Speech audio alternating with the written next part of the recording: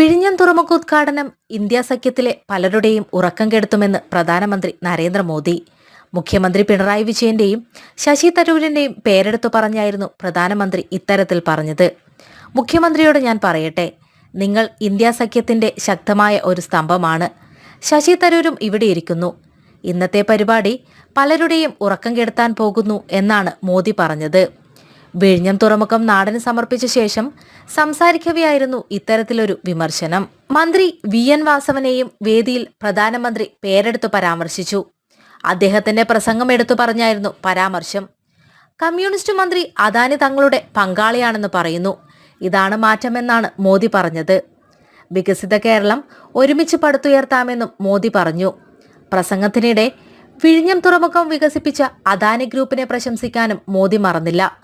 ഗുജറാത്തിനേക്കാൾ വലിയ തുറമുഖമാണ് അദാനി കേരളത്തിൽ നിർമ്മിച്ചതെന്നും മോദി പറഞ്ഞു.